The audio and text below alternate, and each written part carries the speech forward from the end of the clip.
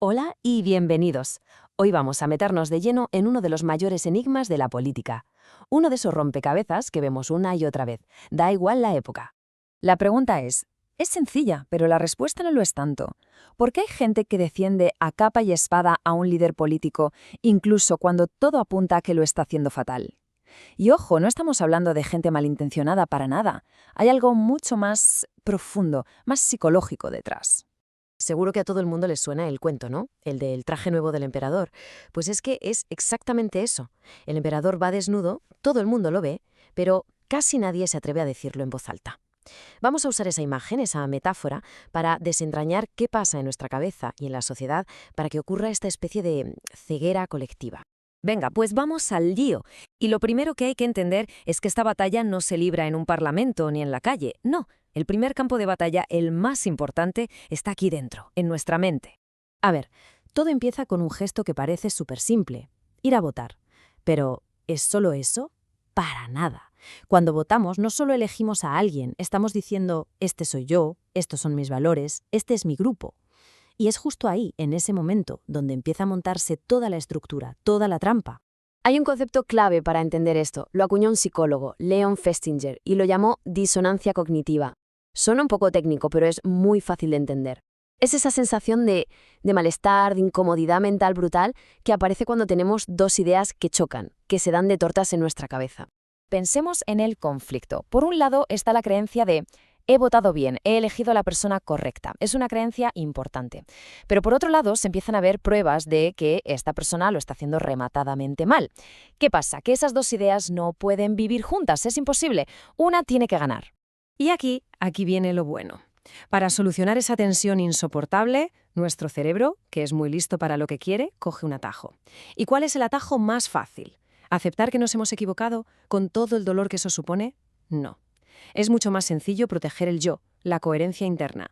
¿Y para eso qué hace? Pues directamente ignora, descarta o retuerce la información nueva que no le gusta. Así de simple. Es que hay que entender esto bien. Admitir un error así no es un simple cálculo matemático. No es decir, pues 2 más 2 no son 5. No, es una herida emocional.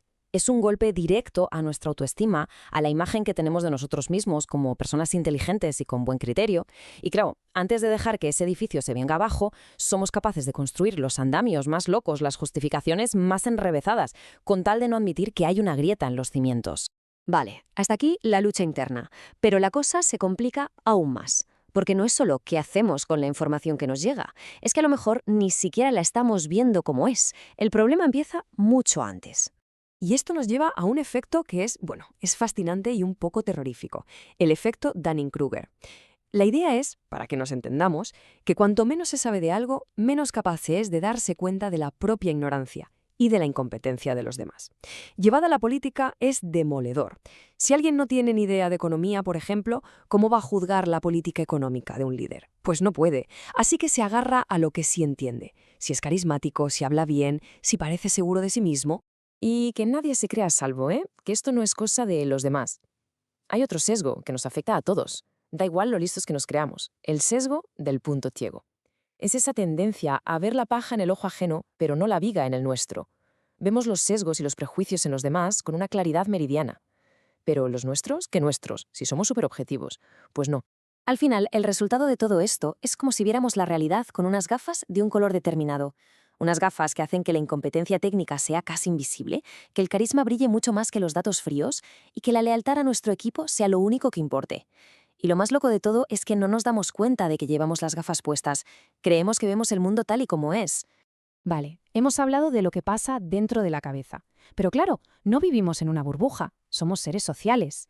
Y el grupo, la gente que nos rodea, ejerce una presión que es brutal. Vamos a ver cómo funciona esto. Hay un sociólogo, Erving Goffman, que tenía una idea genial. Decía que la vida social es como un gran teatro. Y todos somos actores. Constantemente estamos gestionando nuestra imagen, construyendo una fachada para que los demás nos vean de una determinada manera, como alguien inteligente, coherente, de fiar. Y aquí está la clave del asunto. ¿Qué pasa si se admite públicamente que el líder que apoyabas es un desastre?